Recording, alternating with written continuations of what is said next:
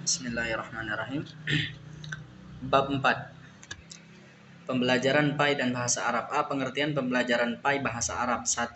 Pembelajaran PAI. Pembelajaran PAI merupakan proses pembentukan pengetahuan, sikap, dan keterampilan oleh peserta didik melalui kinerja kognitifnya yang berbasis fakta dan fenomena sosial, keagamaan, dan konstekstual. Kemudian 2. Pembelajaran bahasa Arab. Pembelajaran bahasa Arab di madrasah diorientasikan untuk memberikan 4 kemahiran berbahasa bagi peserta didik atau yang disebut sebagai al-maharah al-lughawiyah. 4 kemahiran yang dimaksud adalah kemahiran mendengar atau maharah istima', kemahiran berbicara atau maharah kalam, kemahiran membaca atau maharah qiraah, dan kemahiran menulis atau maharah kitabah. Pembelajaran bahasa Arab di madrasah secara bertahap dan holistik diarahkan untuk menyiapkan peserta didik memiliki kecakapan berbahasa, yaitu A. Mampu mengekspresikan perasaan, pikiran, dan gagasan secara verbal komunitif. B. Mampu internalisasi keterampilan berbahasa Arab dengan baik. C. Mampu menggunakan bahasa Arab untuk mempelajari ilmu-ilmu agama, pengetahuan umum, dan kebudayaan. D. Mampu mengintegrasikan kemampuan berbahasa Arab dengan perilaku yang tercermin dalam sikap toleran, berpikir kritis, dan sistematis. B. Pembelajaran abad 21 dan implementasinya. Di abad 21 telah lahir gerakan global yang menyerukan model pembelajaran baru. Para pakar pendidik sepakat bahwa pendidikan harus diubah untuk menyikapi tuntutan zaman yang demikian kompetitif. Kemudian pembelajaran abad 21 menekankan pada kemampuan peserta didik dalam mencari tahu berbagai sumber perumusan masalah, berpikir analitis, dan kerjasama serta kolaborasi dalam menyelesaikan masalah. Adapun penjelasan mengenai hal ini, pembelajaran abad 21 adalah sebagai berikut. 1. Kemampuan berpikir kritis dan memecahkan masalah. 2. Kemampuan berkomunikasi dan bekerja sama. 3. Pembelajaran secara berkelompok. 4. Kemampuan menciptakan dan membaharui. 5. Literasi, teknologi informasi, dan komunikasi. Kemudian pembelajaran yang dapat memfasilitasi peserta didik dalam mencapai kecakapan abad 21 harus memenuhi kriteria sebagai berikut. 1. Kesempatan dan aktivitas belajar yang variatif dan tidak monoton. 2. Proses pembelajaran yang mampu mengakomodir kemampuan berpikir kritis peserta didik. 3. Pembelajaran yang memanfaatkan berbagai multisumber. 4. Pembelajaran yang menghubungkan ilmu dengan dunia nyata. 5.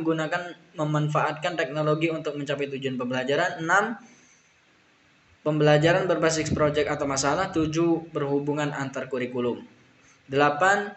Fokus pada penyelidikan. 9. Menggunakan pembelajaran kolaboratif. 10. Membudayakan kreativitas dan inovasi. 11. Menggunakan sarana belajar yang tepat. 12. Menggunakan media visual yang meningkatkan pemahaman. 13. Menggunakan penilaian formatif termasuk penilaian diri sendiri. C. Karakteristik pembelajaran PAI bahasa Arab. 1. Karakteristik pembelajaran PAI. Pembelajaran PAI di madrasah mengacu pada standar kompetensi kelulusan dan standar isi. Standar kompetensi kelulusan memberikan langkah konseptual tentang sasaran pembelajaran yang harus dicapai.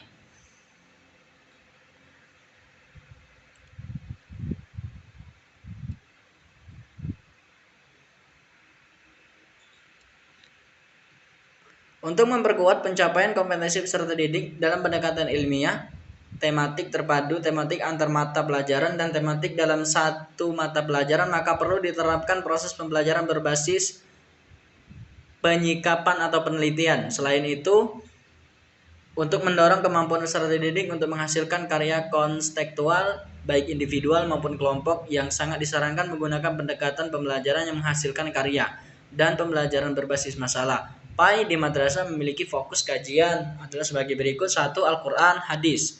2. Akidah. 3. Fikih. 4. Sejarah kebudayaan Islam atau SKI.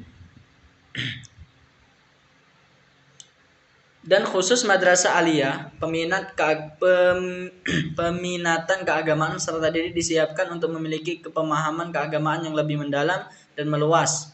Untuk itu mata pelajaran PAI yang peminatnya keagamaan ditambahkan muatan lain yang memiliki fokus kajian adalah sebagai berikut: A. Al-Quran hadis atau tafsir, B. Al-Quran hadis atau hadis, C. Ilmu tafsir, D. Ilmu hadis, E. Akidah akhlak, F. Akidah akhlak atau akhlak tasawuf, G. Bahasa Arab nahwu balaghah. 2. Karakteristik pembelajaran bahasa Arab. Bahasa Arab sebagai bahasa pengantar untuk memahami ajaran Islam. Dengan bahasa Arab, ajaran Islam dapat dipahami secara benar dan mendalam, dan sumber utamanya yaitu Al-Quran dan hadis. Karakteristik pembelajaran bahasa Arab adalah sebagai berikut: A. Proses pembelajaran melaksanakan dengan menggunakan bahasa sasaran yaitu bahasa Arab. B. Menjadikan sumber yang di lingkungan madrasah sebagai sumber pembelajaran. C. Pembelajaran bahasa Arab yang pertama adalah pembelajaran bahasa lisan. Kemudian D. Pengelolaan kelas. Konsep kelas adalah sekelompok peserta didik yang sedang belajar suatu objek pembelajaran di suatu tempat. Maka dalam pengelolaan kelas, baik guru melakukan hal-hal sebagai berikut. 1. Guru harus menciptakan suasana yang kondusif dalam belajar. 2. Guru harus menjalin hubungan yang harmonis dengan peserta didik sehingga memungkinkan keterbukaan suasana hati peserta didik untuk menerima ilmu. 3. Guru wajib menjadi teladan bagi peserta didik. 4. Guru menyesuaikan pengaturan tempat duduk bagi peserta didik. 5. Guru mewakili proses pembelajaran dengan doa. 6. Dalam menghadapi kenakalan atau perilaku penyimpangan peserta didik. 7. Volume dan intonasi suara guru dalam proses pembelajaran harus didengar. 8. Guru menyesuaikan materi pembelajaran dengan kecepatan kemampuan peserta didik. 10. Guru menciptakan ketertiban, kedisiplinan, kenyamanan, dan keselamatan. 11. Guru memulai dan mengakhiri kegiatan dengan mengajak peserta didik untuk berdoa. 12. Guru memberikan penguatan dan umpan balik terhadap respon. 13. Guru mendorong dan menghargai peserta didik untuk bertanya. 14. Guru berpakaian sopan. 15. Pada setiap awal semester, guru menyampaikan dan menjelaskan silabus peserta didik. 16. Guru memulai dan mengakhiri proses pembelajaran dengan waktu yang telah dijadwalkan. Dan 17. Guru mengakhiri proses pembelajaran dengan mengajak mensyukuri dan atas keberhasilan pembelajaran dengan berdoa bersama-sama. E. Perencanaan pembelajaran. Perencanaan pembelajaran merupakan hal penting yang harus dilakukan oleh guru untuk mencapai kompetensi yang diharapkan. Dalam skena penyusunan silabus dan RPP disesuaikan dengan pendekatan pembelajaran yang digunakan. 1. Silabus. Kemudian 2. Rencana pelaksanaan pembelajaran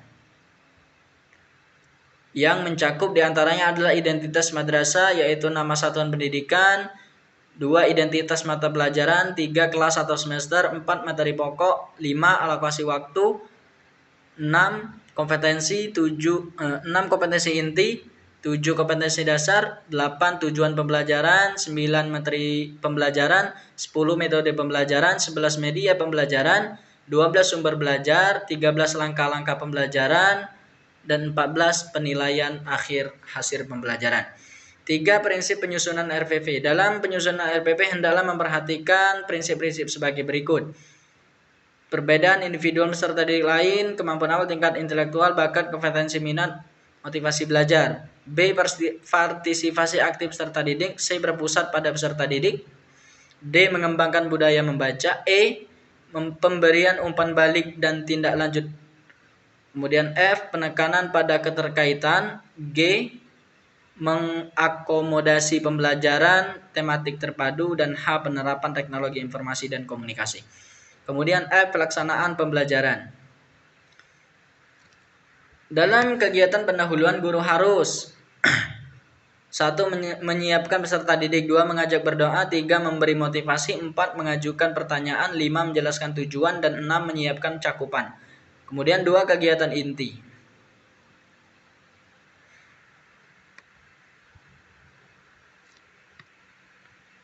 Peserta didik untuk menghasilkan kesungguhan dalam belajar secara mandiri dengan caranya adalah sebagai berikut dengan gaya belajarnya, yaitu harus menyesuaikan dengan sikap. A. Sikap. B. Pengetahuan. C. Keterampilan. Kemudian 3. Kegiatan penutup.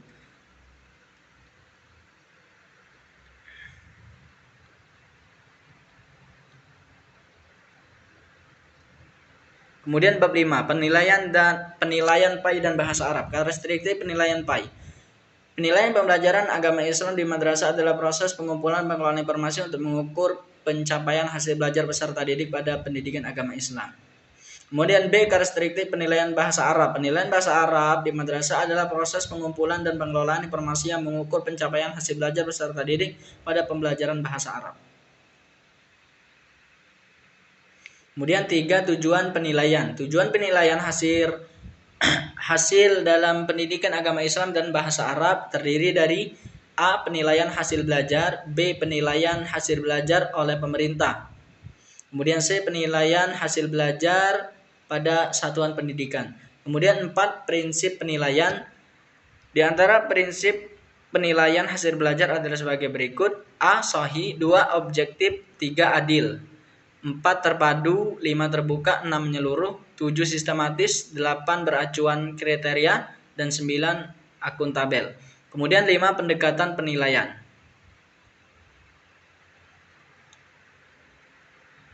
Dan 6. Kemudian 6. Aspek-aspek penilaian. Di antara aspek dalam penilaian meliputi A. Sikap,